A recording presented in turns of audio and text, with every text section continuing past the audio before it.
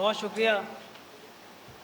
अभी आप तीरथ राज मिश्रा जी की ओजस्वी भाषण को समाप्त फरमा रहे थे। अब हमारे बीच में अज़हर जमाल साहब मौजूद हैं। मैं उनसे अनुरोध करूंगा कि वो आएँ और मंगल पांडे जी को अपने श्रद्धा सुमन अर्पित करें। अज़हर जमाल साहब।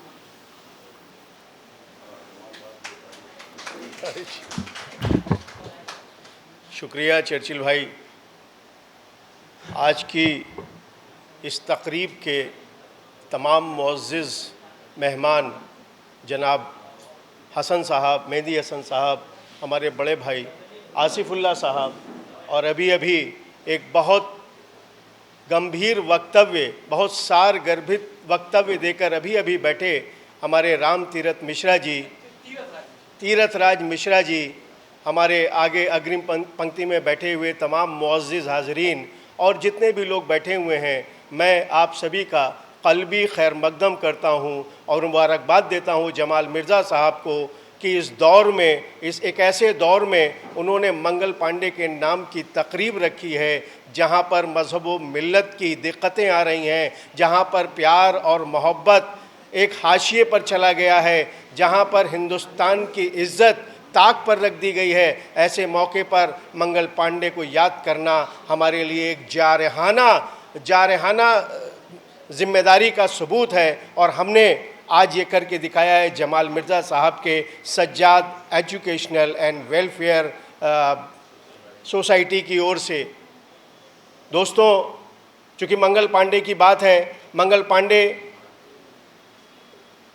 भारत के प्रथम स्वतंत्रता संग्राम सेनानी। इस बात पर तमाम सालों तक एक बहस छिड़ी रही कि क्या वाकई एक मंगल पांडे भारत के स्वतंत्रता संग्राम सेनानी थे या अचानक एक विस्फोट हुआ और सिपाही म्यूटनी हुई और अचानक उन्होंने जनरल ह्यूसेन को मार गिराया, जनरल हॉक को उन्होंने गोली मार दी और एक छोटी मोटी सिपाही म्यूटनी साबित करने की कोशिश की गई। उसके पस मंज़र क्या थे, वो हालात कैसे थे? अगर हम उन हालात के बारे में, अगर हम मंगल पांडे की बात करते हैं तो मंगल पांडे के साथ साथ उसके पस मंज़र में भी हमें जाना होगा, उन हालात में भी जाना होगा और उसके बाद जैसे 1857 का गदर या स्वतंत्रता संग्राम शुरू हुआ, उस पर भी मैं कम लफ्ज़ों में, कम से कम शब्दों में प्रकाश डालने का प्रयास करूंगा। साथियों, जैसा कि अभी हमारे तीरथ राज मिश्रा जी बता रहे थे कि बलिया जन्म स्थान है और उनका जन्म 19 जुलाई, अभी परसों आप 19 जुलाई को उनकी जन्म तिथि मनाएंगे और मुझे लगता है इसी परिप्रेक्ष्य में हमारे जमाल मिर्ज़ा साहब ने ये गोष्ठी रखी है। उनका जन्म बलिया में हुआ था और बलिया में आज भी उनके स्मारक या उनके नाम से पार्क बने हुए। लेकिन एक दूसरी विचारधारा भी चल रही है जिसमें गदर के फूल नामक किताब में अमृतलाल नागर, जो बड़े महान लेखक हुए हैं और उनका संबंध लखनऊ से ही रहा है, उन्होंने गदर के फूल में इनको फैज़ाबाद के सुरहुरपुर गांव का बताया है। बलिया में जो लोग कहते हैं वो उनको नगवा गांव का बताते हैं, लेकिन जो लोग फैज़ाबाद का सुरहुरपुर कहते हैं वो उस गांव का नाम दुगवा कहते हैं। साथियों, इनके पिताजी का नाम जैसे आप बता चुके हैं कि दिवाकर पांडे और माता का नाम अभय रानी था।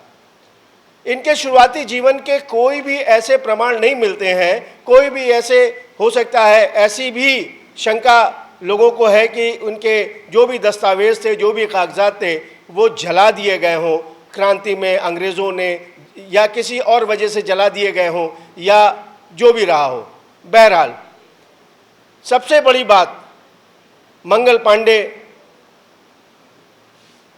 के अगर हम बचपन में जाएं तो एक कथा मिलती है जिसे अमरेश मिश्रा ने आल्हा आप लोग समझते होंगे, आल्हा में उन सेनानियों की, उन राजाओं की प्रशंसा की जाती है। तो उस दौर में आल्हा में एक मंगल पांडे की प्रशंसा खूब की गई और उसके आधार पर अमरेश मिश्रा जी ने एक किताब लिखी। किताब का नाम एग्जैक्टली मुझे याद नहीं पड़ रहा है, लेकिन अमरेश मिश्रा जी ने एक किताब लिखी, अभी याद आएगा तो मैं बता दूंगा। उसमें उन्होंने लिखा है कि इनके सबसे प्रिय मित्र नकी खान थे। आज अगर हम प्यार मोहब्बत की बात करते हैं, अगर हम तालीम लेने की बात करते हैं, अगर हम फॉलो करने की बात करते हैं, हिंदुस्तान के जंग अजीम 1857 के गदर की बात करते हैं, तो हमें ये समझना होगा कि अगर प्रथम स्वतंत्रता संग्राम सेनानी का दोस्त नकी खान हो सकता है, जो राजदार दोस्त था, जिसको सारी चीज़ें मंगल पांडे की मालूम थी, उनकी प्रेमिका का, जो उनकी पहली प्रेमिका थी, या सो मच सो जब कलकत्ता में उनकी प्रेमिका का विवाह एक किसी क्लर्क के साथ हो गया, जो अंग्रेज़ों की कंपनी में क्लर्क हुआ करता था, और ये वहाँ उसके साथ मिलने भी जाते हैं। मिल करके जिस समय वो मिल रहे होते हैं तो ये बाहर उनकी पहरेदारी कर रहे होते हैं नकी खान। ऐसी भी बातें हैं मंगल पांडे की मोहब्बत जब वो आर्मी में गए तो एक शादीशुदा महिला से भी हुई। ऐसे तमाम वृत्तांत मिलेंगे। लेकिन ख़ास बात यह है कि मंगल पांडे को आर्मी कैसे ज्वाइन हुई। आप लोगों ने मंगल पांडे फिल्म देखी होगी, उसमें तमाम चीज़ें हैं, लेकिन एक होली का सीन आप लोगों ने देखा होगा, और हम अभी तक यही समझते रहे, तमाम सालों तक ये समझते रहे कि होली का सीन उसमें मसाले के लिए प्रोड्यूस किया गया, मसाले के लिए डाला गया। फिल्मों में जैसे कि फिल्मों का एक चरित्र होता है कि किसी भी स्टार की, किसी भी फ्रीडम फाइटर की जब फिल्म बनाते हैं तो उसमें मसाला डाला जाता है। लेकिन साथियों, अंग्रेज़ों का चरित्र उस होली के गाने में दिखाई देता है, जो वहाँ पर शायद पूरी तरह रिफ्लेक्ट नहीं हो पाया। मैं उसको आपको बताने की कोशिश करूँगा कि अंग्रेज़ कुछ महिलाओं को एकत्रित करते थे जो तीसरे समाज की थीं, जो प्रोस्टिट्यूशन का कार्य करती थी, उनको एकत्रित करके होली से एक महीने पहले गांवों में, कस्बों में ले जाते थे, उनके नाच कराते थे, और उस नाच के अंतर्गत नौजवानों को उनसे आकर्षित करते थे, और उस आकर्षण के अंतर्गत, उस आकर्षण के फलस्वरूप जो भी नौजवान आकर्षित होकर के उससे मिलते थे, उसको वो सीधे सीधे फौज में भर्ती करा देती थी। ऐसे ही एक धीर सिंह का जिक्र आया है, जो मंगल पांडे के दोस्त हुआ करते थे। ऐसे ही एक मेले में जब वो नाच रही थी तो उसके धीर सिंह उससे आकर्षित हो गए। मंगल पांडे ने लाख मना किया, लेकिन वो उससे आकर्षण के फलस्वरूप, काफ़ी लंबी कहानी है, समय कम होता है, इसलिए उस शॉर्ट में यूँ आप समझ लीजिए कि वो उसके मोह पाश में फंस करके आखिरकार वो फौज में भर्ती हो गए। लेकिन मंगल पांडे इस तरह भर्ती नहीं हुए थे। मंगल पांडे, जैसा कि गदर के फूल में ये वृत्तांत लिखा हुआ है कि मंगल पांडे अकबरपुर गए हुए थे किसी काम से। अकबरपुर में जीटी रोड पर एक सैनिक टुकड़ी जो कलकत्ता से मार्च करती हुई आ रही थी, मंगल पांडे को उन्होंने देखा, और मंगल पांडे के हृष्ट पुष्ट शरीर को देख करके उन्हें आमंत्रण दिया कि तुम फौज में भर्ती हो जाओ। चूँकि मंगल पांडे के परिवार की आर्थिक स्थिति थोड़ी ख़राब हो चुकी थी, और मंगल पांडे के मन में ये विचार भी था कि मैं देश के लिए कुछ करूं, क्योंकि वो परिस्थितियां जो उस समय भारत देश की थीं, मंगल पांडे को पसंद नहीं आती थीं। मंगल पांडे एक देश प्रेमी व्यक्ति थे, अपने माता पिता और अपनी भारत माता के लिए समर्पित थे। हालांकि वो कट्टर हिंदू थे, कट्टर ब्राह्मण थे। जैसा कि अभी हमने आपको बताया कि नकी खान के घर उनका प्रेम इतना ज़्यादा था कि उनके घर में जाते थे और उनके यहाँ भोजन आदि भी करते थे। लेकिन पहले उनके फ़ौज में भर्ती होने की बात बता दूं कि वो जब उन्होंने देखा कि मैं इस फ़ौज में जा कर के पैसा भी कमा सकता हूँ और देश सेवा भी कर सकता हूँ, तो उन्होंने वहीं पर ये स्वीकार कर लिया और फ़ौज में भर्ती हो गए। और आगे बढ़ कर के जब वो उसी टुकड़ी में पहुँचे जहाँ धीर सिंह उनका मित्र था, और उसने अपनी सारी गाथा बताई कि किस तरह वो उनसे आकर्षित होकर के और फौज में आ गया। बहरहाल आगे चलते हैं। मंगल पांडे जब 34वीं बटालियन में भर्ती हुए, उस समय दिसंबर 56 की बात है। दिसंबर 56 में ये एक एनफील्ड राइफ़ल लॉन्च हुई, और उस एनफील्ड राइफ़ल में जो कारतूस यूज़ किया जाता था, उसमें दांत से काट करके, जैसा मिश्रा जी ने बताया, उतनी बात तो यह बता चुके हैं, मैं उसके आगे चलता हूँ बाद में विलियम जॉन के, इन्होंने अपनी रिपोर्ट में ये लिखा है कि इस कारतूस में ऐसी शय का इस्तेमाल किया गया था, इसलिए कहीं ना कहीं इन सेनानियों का, इन सैनिकों का विरोध जायज़ था। और बाकी आपको अभी बता चुके हैं कि किस तरीके से, लेकिन ये स्वतंत्रता का 1857 कैसे फैला, कैसे विस्तारित हुआ, अभी चपातियों की बात बताई, अभी कमल की बात बताई, तो एक तरफ पसमंज़र क्या था? पसमंज़र ये था कि हिंदुस्तान में चारों तरफ अंग्रेज़ों ने अफरा तफरी मचा रखी थी, धर्म के नाम पर लोगों को विभाजित कर रखा था, धर्म के नाम पर लोगों को तोड़ा था। पंजाब में हिंदू मुस्लिम की आग लगाई तो उड़ीसा में संथालों के ज़मीनों को अधिग्रहित कर लिया और उनको ज़मींदारों को दे दिया। इधर दिल्ली में बहादुर शाह जफ़र को पदच्युत कर दिया, उनको सिंहासन से हटा दिया और उनसे कहा कि अब आप राजा नहीं हैं। और उनके सबसे छोटे बेटे, कोयाश शायद नाम था, उसके सबसे छोटे बेटे को बुला करके एक संधि कर ली, जिसमें उससे ये साइन करवा लिया कि तुम अब बादशाह नहीं रहोगे, तुम अब शहजादे कहलाओगे, तुम्हारी 1 लाख की जो पेंशन थी वो 15,000 हो जाएगी और तुम्हें किला छोड़ना पड़ेगा। वो किला जो हिंदुस्तानियों ने बनाया, वो किला जो मुग़लों ने बनाया, उसे अंग्रेज़ खाली करा रहे थे, संथालों की ज़मीन खाली करा रहे थे, कोलों की ज़मीन खाली करा रहे थे। लखनऊ में हमारे वाजिद अली शाह को भेज दिया था कलकत्ता भेज करके यहाँ पर अधिग्रहण कर लिया था। अभी मुमताज़ महल, अभी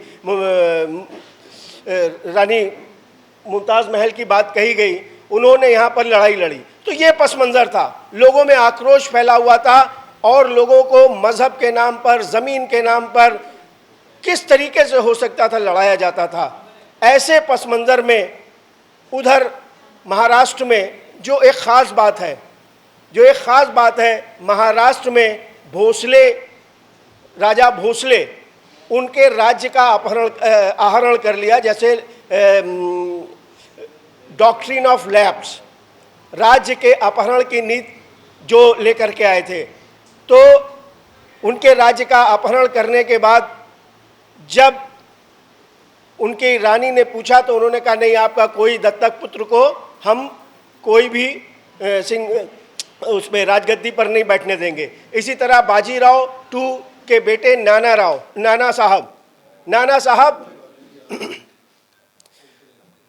साहब का भी यही हाल था, उनकी पेंशन रोक दी गई थी चूंकि वो दत्तक पुत्र थे।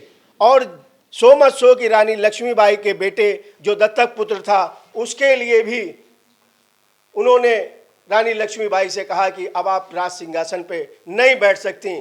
तो साथियों, कहने का सिर्फ और सिर्फ मकसद ये है कि तमाम ऐसी बातें थीं, तमाम ऐसी वजूहात थीं जिनके बिना पर मंगल पांडे, चूँकि ऐसे तमाम सबूत हैं कि मंगल पांडे ने किस तरीके से नाना साहब से मीटिंग की, अजीमुल्ला से मीटिंग की, क्योंकि नाना साहब के जो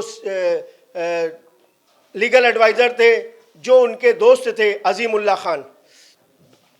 अजीमुल्ला खान से मीटिंग की। और ये रोटी और कमल वाला जो सिलसिला था वो काफ़ी लंबा चला। और अगर मैं बहुत ज़्यादा बोल रहा हूँगा तो मैं जल्दी से ख़त्म कर दूँगा, मुझे लग रहा है कि ज़्यादा बोल गया मैं। चलिए, ये कमल का सिलसिला। और उसी वक्त इन लोगों को, मंगल पांडे को ये पता चल चुका था कि हमारी जो आर्मी है, जो हमारी बंगाल की आर्मी है, इसको रंगून से एक सेना बुला करके इसको कैद करा लिया जाएगा। और इसलिए उन्होंने जो 31 मई की तारीख घोषित हुई थी, उसको 10 मई को ही उन्होंने रिवोल्ट कर दिया, 29 मार्च को ही रिवोल्ट कर दिया और जनरल ह्यूसेन और वॉक को गोली मार दी। उसके बाद 31 मई के बजाय 10 मई को मेरठ छावनी से वहाँ से सेना निकली और बहादुर शाह जफ़र को उन्होंने राजा माना। और उसके बाद 1857 का गदर चलता रहा। जब हमारे मंगल पांडे ने गोली मारी और लोगों से आह्वान किया, तो वहाँ पर उनके सैनिकों ने भले ही इनका सपोर्ट न किया हो, भले ही इनको गिरफ्तार न किया हो, लेकिन इनका सपोर्ट में खड़े तो रहे लेकिन आगे नहीं बढ़े। उसने चिल्ला कर कहा कि ये हिंदुस्तान ख़त्म हो जाएगा अगर तुम लोग नहीं आगे बढ़ोगे, लेकिन वो नहीं माने। आखिरकार जब इसने देखा कि मेरे पास कोई चारा नहीं है, उसने अपनी राइफ़ल को आगे रख कर के सीने पर नाल लगा करके गोली मार दी। उसकी जैकेट जलने लगी, लेकिन उसको ले जाया गया अस्पताल। वहाँ जब ठीक हो गया तो उसके ख़िलाफ़ मुकदमा चला और मुकदमे में निश्चित था कि उसे फांसी होनी थी और फांसी हो गई। वो अमर शहीद जो आज हमारे बीच नहीं है, उसकी यादें हैं, वो हमें प्रेरणा देता है कि नकी खान जैसे दोस्तों को अगर उसके घर में जाकर रह सकता है तो हम मज़हब और मज़हब बिला तफरीक मज़हब व मिलत के भाईचारा क्यों नहीं कायम कर सकते। इन्हीं लफ्ज़ों के साथ कुछ दो लाइनें बोल करके कि यही मंदिर, यही मस्जिद, यही है चर्च गुरुद्वारा, यही मंदिर, यही मस्जिद, यही है चर्च गुरुद्वारा, हमारी आन है और बान है और शान है भारत। पड़े जो वक्त तो इस पर लुटा दें ज़िंदगी अपनी, हमारा धर्म है, मज़हब है और ईमान है भारत। हमारा धर्म है, मज़हब है और ईमान। शुक्रिया भाई। बहुत शुक्रिया भाई। अब हम सैयद हसन अब्बास साहब को दावत दे रहे हैं कि वो आएँ और अपने ओजस्वी भाषण से नवाजें और साथ ही साथ मंगल पांडे जी को अपने श्रद्धा सुमन अर्पित करें। इसके आगे हमारे मेहंदी हसन बबलू भाई बैठे हुए हैं, वो आगे की कार्रवाई जारी रखेंगे। हसन अब्बास।